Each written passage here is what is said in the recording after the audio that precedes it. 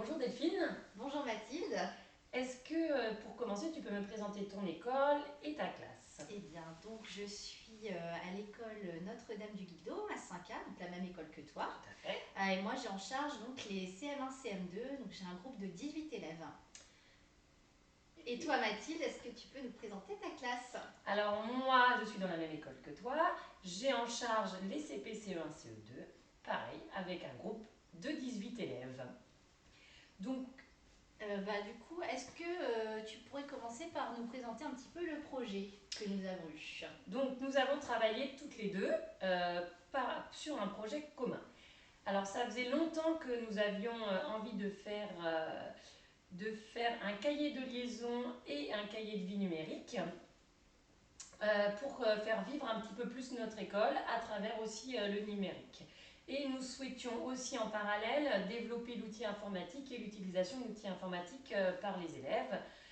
Et tout aussi en inscrivant les élèves dans une démarche éco-responsable.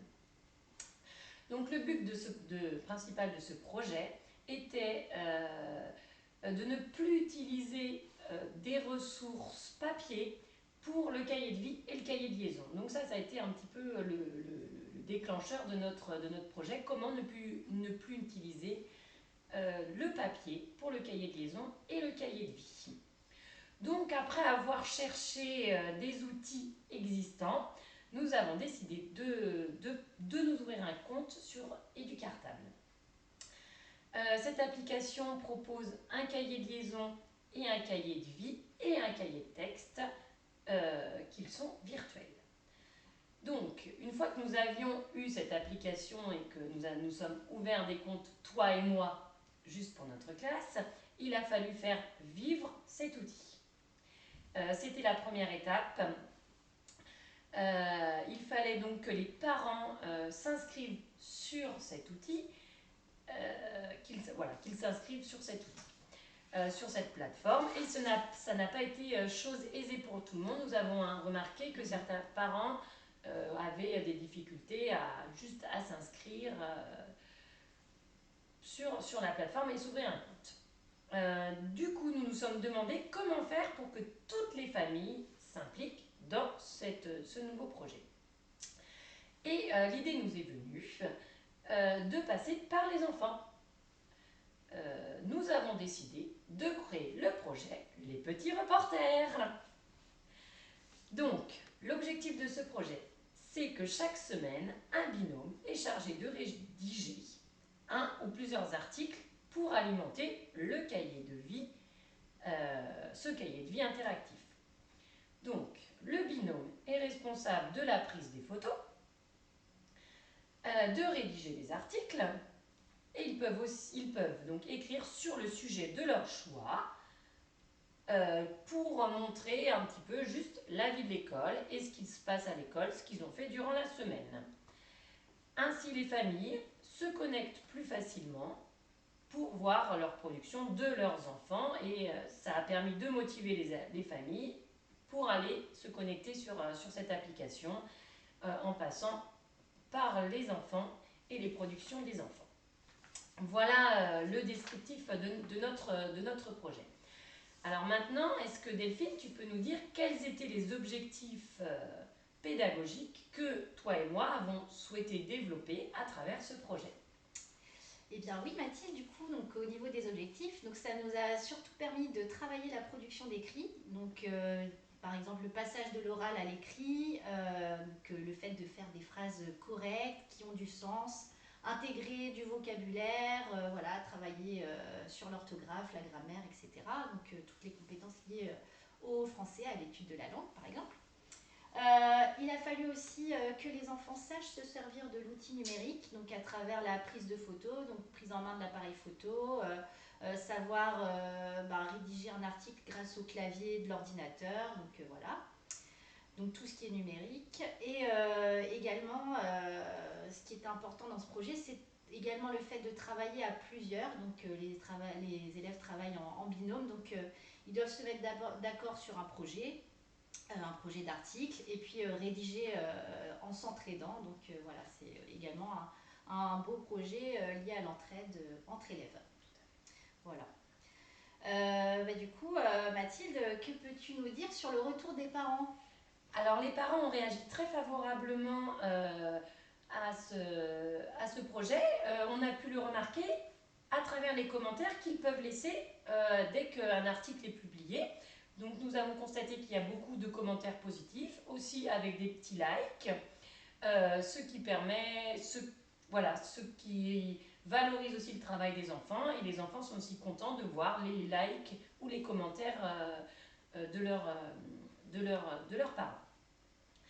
Le travail est géré aussi par les enfants eux-mêmes, donc ce sont eux qui prennent les photos quand ils le souhaitent. L'article est rédigé donc le vendredi soir, soit sur un temps de classe, soit pendant une petite pause. Pour les enfants, donc il fallait juste leur montrer un petit peu le fonctionnement de l'appareil photo. Mais ça a été très rapide, Oui. pardon, car ils sont déjà familiarisés avec les appareils photo sur les téléphones de leurs parents. Donc ça n'a pas été trop difficile pour nous de leur montrer comment faire des photos. Delphine, est-ce que tu peux nous expliquer un petit peu quelles sont les réussites de ce projet? Alors oui Mathilde, donc d'abord c'est l'enthousiasme des enfants. Voilà, ils étaient très contents quand on leur a présenté ce projet et donc tout de suite très enthousiastes à l'idée de travailler, de faire des articles et d'alimenter du coup le cahier de vie. Donc voilà, on voit également qu'ils ont communiqué dans les familles, voilà, ils ont parlé de ce projet, ils encouragent leurs parents à venir se connecter, donc ça c'est vraiment super. Et du coup, voilà, on a réussi à faire venir les parents sur cet outil et même à les faire participer. Voilà, c'est pas seulement des vues, c'est en plus une vraie participation de la part des parents. Très bien. Voilà. Alors ce projet, nous avons quand même rencontré des difficultés. Donc maintenant, on va essayer de lister un petit peu les difficultés que nous avons rencontrées et comment à l'avenir on peut les surmonter pour aller plus loin avec ce projet. Voilà, donc des difficultés un petit peu différentes par rapport à nos classes, Mathilde. Donc je vais déjà parler des miennes. Moi, ce que j'avais remarqué au début du projet, c'est que certains groupes, en fait, ne montraient pas vraiment la réalité de la classe.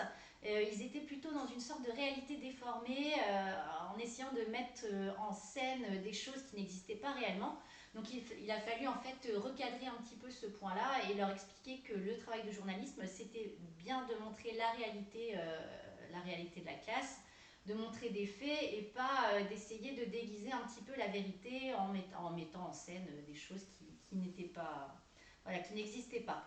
Donc du coup, voilà, ils ont bien compris une fois que ça a été bien expliqué que voilà, le vrai travail de journaliste, c'était bien de montrer des faits. Voilà. Exactement. Alors moi, dans ma classe, j'ai eu un souci avec certains groupes qui n'avaient pas d'idée, un petit peu la peur de la page blanche. Donc il a fallu que je les guide dans leur projet et dans leur recherche d'idées pour pouvoir produire quelque chose. J'avais des groupes tout de suite qui ont eu des idées et ça a été facile pour eux de rédiger quelque chose, mais c'est vrai que j'ai eu des groupes où il a fallu que j'intervienne pour essayer de les aider à trouver des idées. Et un autre souci que j'ai rencontré aussi, pour les enfants qui ont moins d'aisance à l'écrit, je suis du coup passée par la dictée à l'adulte pour leur permettre de rédiger, de faciliter leur rédaction de leur article. Voilà pour les deux difficultés que je peux dire que j'ai rencontrées. Par rapport à notre progression, donc notre projet, on a envie de le faire vivre et d'aller un petit peu plus loin. Est-ce que Delphine, tu peux nous dire, voilà, vers jusqu'où nous on aimerait aller toutes les deux avec ce projet? Bien sûr Mathilde, donc du coup là on est évidemment au tout début de notre projet, donc il faut laisser le temps aux élèves de s'approprier voilà, les choses, commencer à rédiger des articles mais tout doucement. Et par la suite c'est vrai que ce qu'on avait imaginé c'était vraiment de demander aux élèves de plus mener un vrai travail d'investigation, peut-être des petits reportages, voilà, mais pas forcément à l'école, peut-être les faire sortir un petit peu de ce cadre-là aussi en allant voilà, peut-être mener des interviews auprès de personnes de leur famille, pourquoi pas, de commerçants, Voilà. Et puis éventuellement, plutôt que de les laisser également libres sur leurs idées d'articles, et ben peut-être leur imposer parfois des thèmes en lien avec des choses sur lesquelles on peut travailler en classe, voilà, afin que eux aussi puissent faire des recherches et puis peut-être faire des articles un petit peu plus étoffés que ce qu'on fait maintenant. Donc voilà, les faire évoluer voilà, dans leur travail d'écriture. Voilà.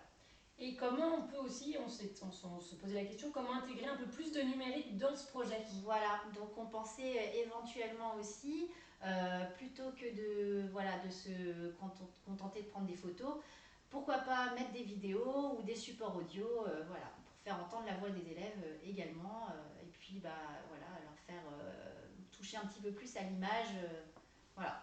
En faisant un vrai travail sur l'image avec l'utilisation, voilà, comme tu disais, de vidéos et de supports audio, ce qui leur permettrait de manipuler d'autres outils, voilà, comme des genres de dictaphone ou une caméra avec un pied. Voilà, exactement.